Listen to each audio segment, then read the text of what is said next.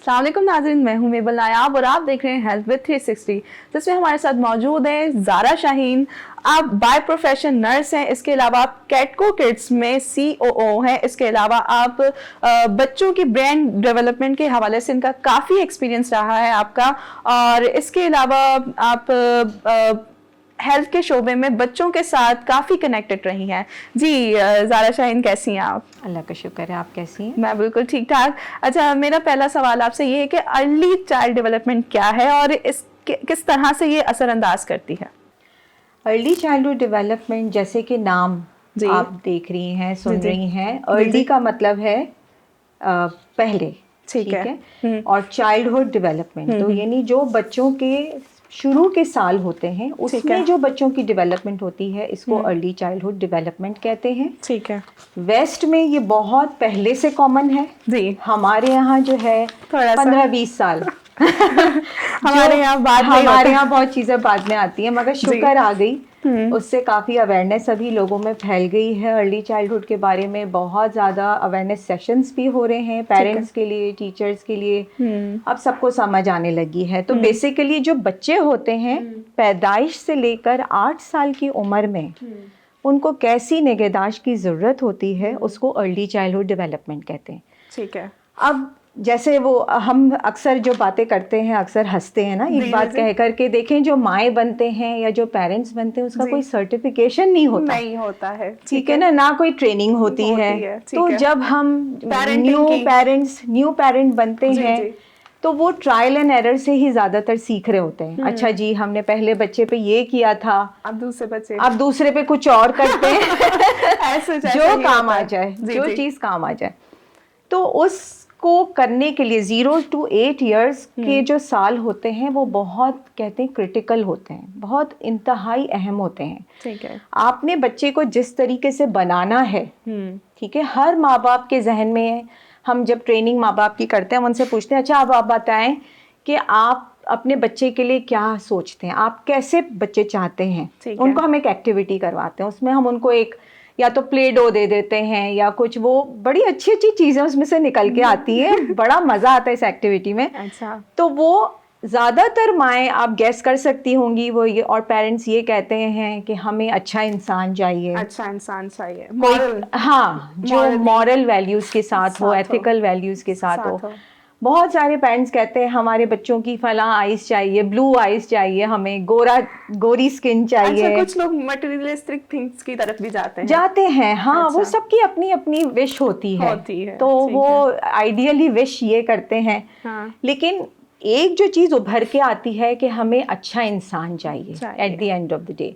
और मेरे ख्याल से पेरेंट्स जो इतनी मेहनत करते हैं अपने बच्चों के लिए, वो उसमें ये चीज़ बहुत ज़रूरी है, और वो यही इसीलिए करते हैं मेहनत। इतने पैसे स्कूल्स में खर्च करते हैं, डे केयर सेंटर्स में खर्च करते हैं, खुद इतनी जॉब्स कर रहे होते हैं ताकि वो सारी फाइनेंशियल नीड्स को मीट कर सकें। अच्छा खिलाते पिलाते हैं, ये भी बहुत ज़रूरी है, बेसिक नीड है ना। एग्जैक्टली। तो ये करते इसीलिए हैं ताकि at the end of the day उनके बच्चे जो हैं, जो उनका सरमाया है जी, हर पेरेंट्स के लिए उनका सरमाया उनके बच्चे हैं, उनकी औलाद है, उनकी औलाद, ठीक है, वो अच्छे उभर के आएं। ठीक है।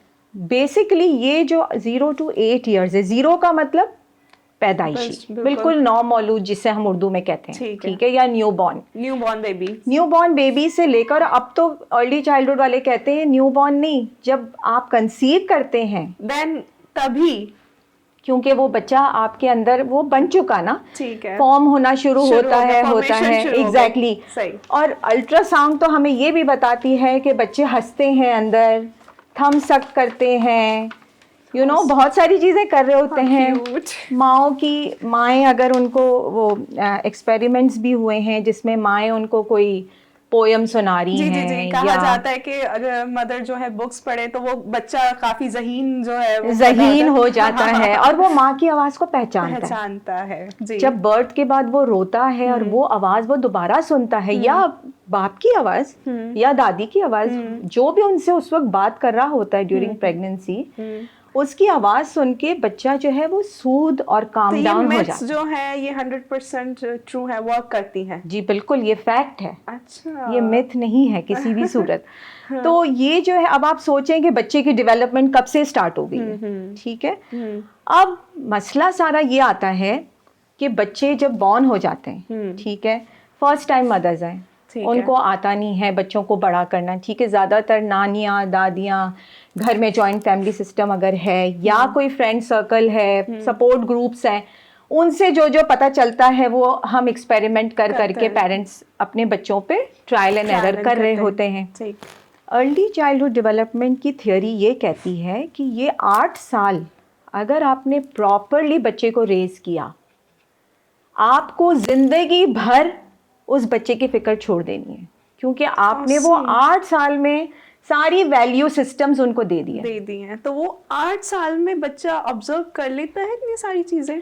3 साल, अच्छा फिर कहते हैं कि 3 साल का जो बच्चा होता है, यानी 3 साल तक उसकी जो कैपेसिटी ब्रेन की होती है वो एक स्पंज की तरह होती है। ठीक, आप जितना भी डाल दें वो डलता जाएगा, वो फीड होता जाएगा, ठीक है। तो वो बच्चा जो है वो तो हर चीज ले रहा है, अच्छी भी चीजें लेगा, ठीक है, बुरी भी लेगा। इट मीन्स कि एनवायरनमेंट जो है इस 3 इयर्स में काफी इम्पोर्टेंट होता है, बहुत जरूरी है, जिसको हम नर्चर कहते हैं।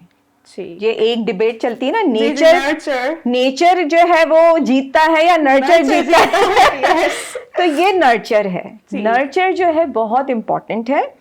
हम अक्सर पेरेंट्स को कहते हैं, घर में कोई आया, हमें उनसे बात नहीं करनी, या किसी की कॉल आई, हमने कहा बेटा जरा उनको कह देना मैं घर में नहीं हूँ, ठीक है।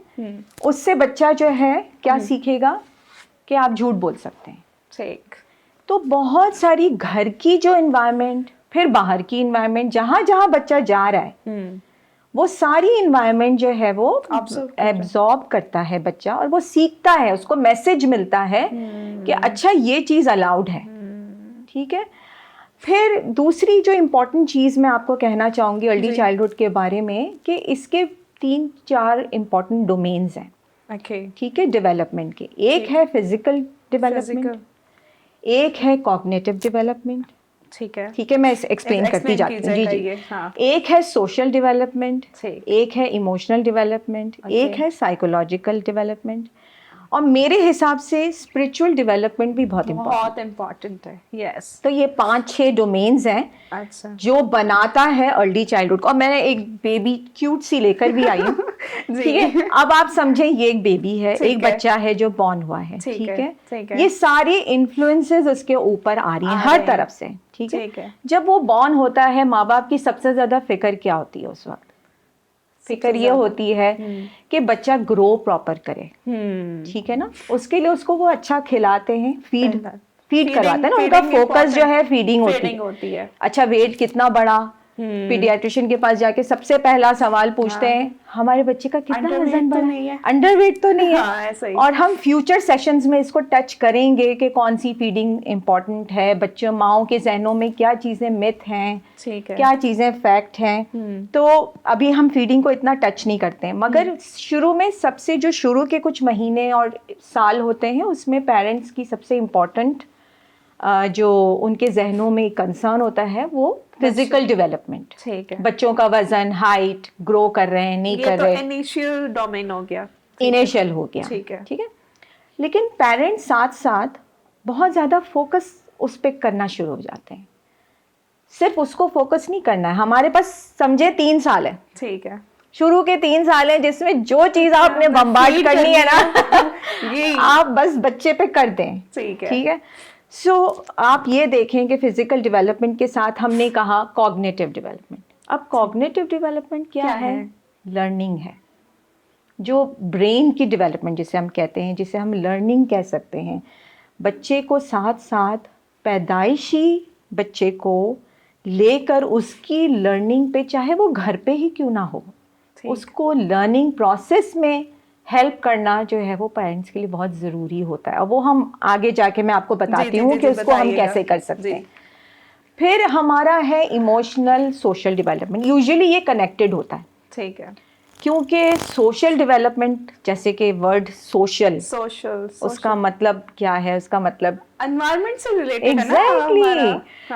तो हमारी जो सोसाइटी है उसके एग्जैक्टली उसकी इंटरेक्शन उसके साथ सोसाइटी के अंदर उस बच्चे की कैसी है। ठीक है। अब वो कनेक्टेड इमोशनल के साथ क्यों है? क्योंकि देखो, अगर बच्चा जो है इसका, कुछ बच्चे होते हैं ना आपको बहुत ज़्यादा प्लेफुल दिखते हैं, कुछ बच्चे आपको दिखते हैं कि बहुत भाई अलग से अलग खेल रहे हैं, किसी के साथ जो है वो खेलना पसंद नहीं करते, मारते हैं, काटते हैं।